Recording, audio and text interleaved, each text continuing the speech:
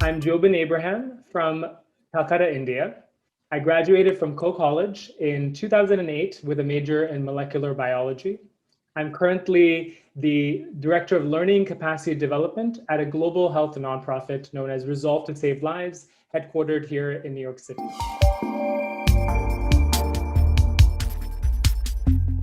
Around mentors, my first advice is get one. You may need more than one, and these can take many different forms. You might have some that are more informal and some that are more formal. But ultimately, these are people who are invested in you, have a shared sense of values with you, and are committed to helping you understand how you should think about the world in front of you, not what to think. So here are some examples. When I started at Coe College as an international student, one of the first people I began working with was Cindy Leville in the biology department. Between my freshman year to my senior year, as I was washing test tubes, setting up plates for the next laboratory, I would debrief with Cindy about all the different information and challenges I was encountering in and outside the classroom. With her curiosity skills, her empathy, referral to different resources, she really helped me navigate the many different challenges of being in a new country in a new context.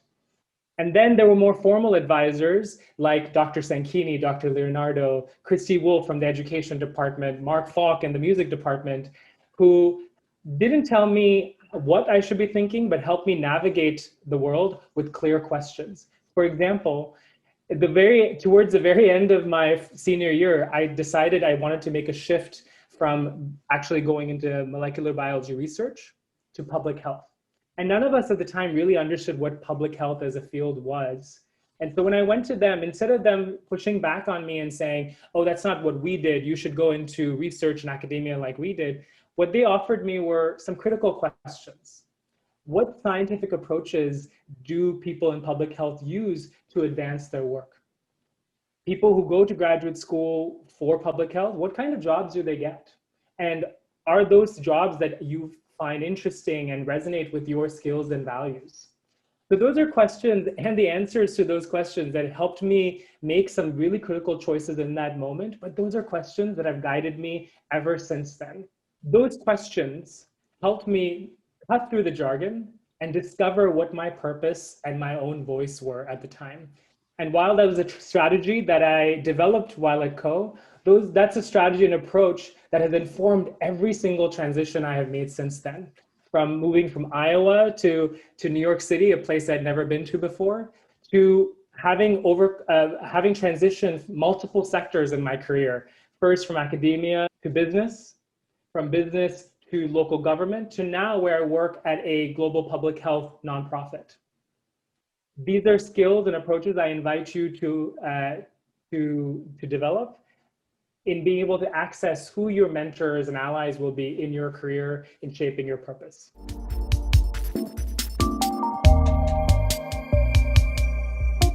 For those of us looking to go into professions where we have to immerse ourselves in an entirely new technical discipline, graduate school may be the right choice for you. This is largely true for many of the health allied professions, for example, but you need to verify that with your own research. For us international students, this is particularly important. You need to be looking at what are the outcomes for people who go to these programs.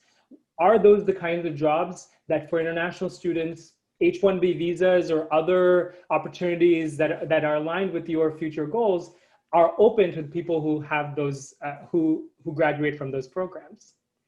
The finances are a really important part of this as well. And this is also very challenging for international students who we don't get to apply for federal student loans. We will have to apply for private loans that have higher interest rates. So do your research. For me, I did the research of figuring out, typically in public health, the starting salary for jobs with an MPH pay you roughly about $60,000. And I knew that my cost of the program was about $40,000. And because it was less than what I'd be making in my first year, for me, that felt like the right choice. Secondly, once I came to New York City, my job wasn't done. I kept looking for ways in which through scholarships, other assistantships, whether that be in teaching or research, would help me pay the bills and actually reduce the amount that I had to borrow. So I actually reduced that amount by about a half. So there are many different strategies one might take on to reduce or mitigate the risks of having taking a large loan. So the take-home message from that is graduate school may be a really good, important idea and investment for many of us. But before that, do your homework and get clear about the challenging facts, but also finding optimism and strategies along the way.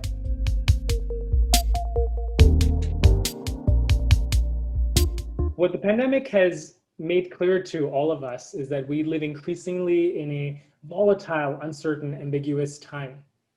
But what's deeply challenging is that we've grown up in societies where there's a deeply entrenched belief that we all as individuals have fixed capabilities and potential. Let's upgrade that notion. And here's what that looks like. We need to get curious about learning from our obstacles and challenges.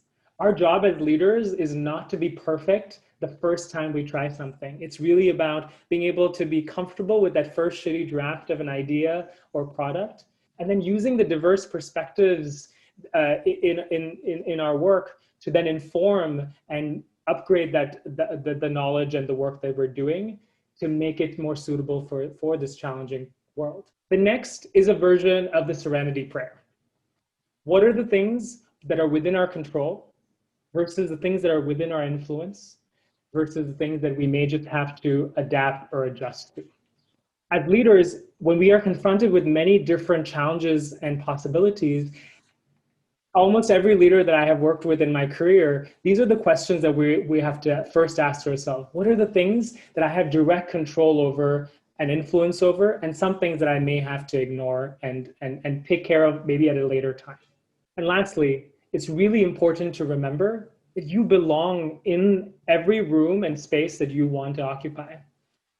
As a young professional, I imagine when you're going out there into the bright, brave world, you are going to feel like, who am I? I'm just a kid from Calcutta, India, who showed up in Iowa one day, and after 4 years, what voice could I potentially hold, or what value could I potentially add in New York or in any of these other spaces? That feeling of being an imposter is quite natural, especially for those of us who are immigrants, women, people of color, who for many years, we may have had to live in contexts where we had to prove our worth and value to just belong in a particular room. So I'm here to say that that feeling doesn't entirely go away, but there's something to be learned from that, to recognize that in each of the spaces that you will hold in the future, recognize that all these different perspectives that you straddle are actually your superpower. Find ways to connect to your work that is connected to your own values. And then also, once you're in those spaces, make sure that you're clear about what is the value or unique perspective or superpower that you bring that adds value to that context. Forget about comparing yourselves with others, but find ways in which you can collaborate with others and you can build collective power with them.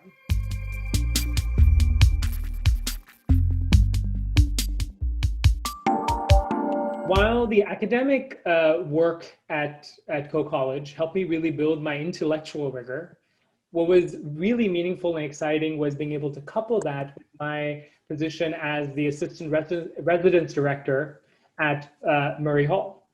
That was my leadership lab of sorts.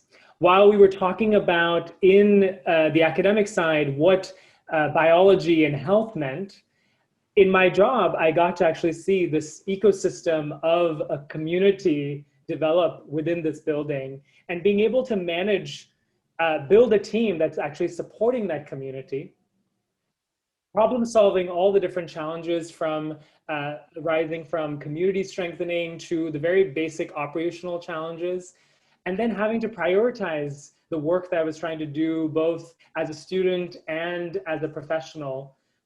The team management, problem solving, and prioritization skills are something that have helped me, continuing to help me in my entire career. In fact, right before I left Coe College, I had mentioned before how I was struggling with a choice of going into academic research, and I decided to go towards public health. That was because of my job as an ARD, when I realized as much as I like science, I also really am committed to working with people, leading teams, and leading programs that have a direct impact on people's lives. And that's what took me to a career in public health. And those guiding principles or questions are what have shaped my career today as a global health professional.